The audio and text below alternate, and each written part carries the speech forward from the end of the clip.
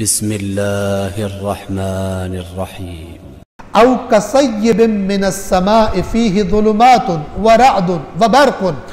یا ان کی مثال اس کی طرح ایسا ہے جیسے آسمان سے تیز بارش برس رہی ہو جس میں اندھیرے ہو۔ آپ نے کبھی دیکھا ہو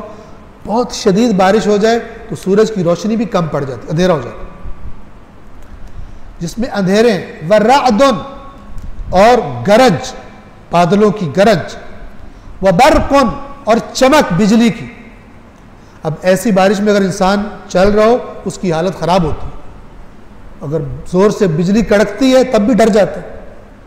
ٹھیک ہے۔ اور عام طور پہ جب بہت تیز آواز آتی ہے انسان اس کی تکلیف سے بچنے کے لیے کانوں میں انگلیاں دے لیتا ہے۔ اب یہ کیفیت منافقوں کی اللہ بیان کر رہا ہے کہ گویا کوئی شخص ایسی تیز بارش میں چلا جا رہا ہو، یجعلون اصابعہم فی آذانہم من الصواعق حذر الموت، اور بجلی کی کڑک کی وجہ سے موت سے ڈر کر اپنی انگلیاں اپنے کانوں میں دے لیتے ہیں۔ واللہ محیط بالکافرین،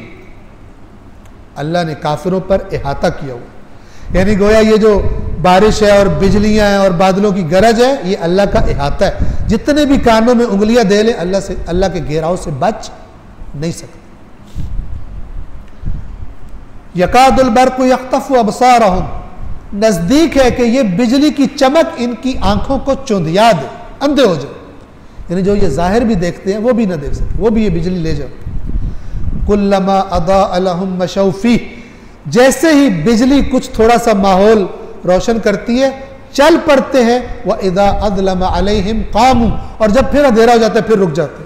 یعنی یہ ان کی زندگی ایسے گزر رہی ہے، ڈر اور خوف کی حالت میں تھوڑا چلتے ہیں پھر رک جاتے ہیں، ان کو راستہ سجھائی نہیں دیتا، ان کی حالت خراب ہے۔ وَلَوْ شَاءَ اللَّهُ لَذَهَبَ بِسَمْعِهِمْ وَأَبْصَارِهِمْ، اور اگر اللہ چاہتا تو ان کی سماعتیں اور ان کی بصارتیں چھین لیتا،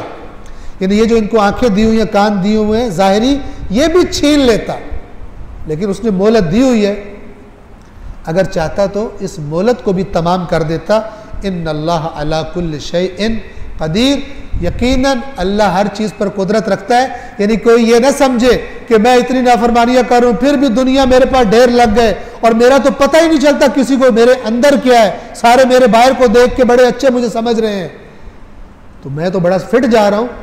اللہ فرماتا ہے کہ یہ مت سمجھو، اللہ چاہے تو یہ بھی چھین لے تم سے، لیکن اس کی حکمت یہ ہے کہ اس نے ہر ایک انسان کو ایک وقت تک مہلت دی، اور پھر وہ پکڑ کرے گا اور حساب کتاب کرے گا۔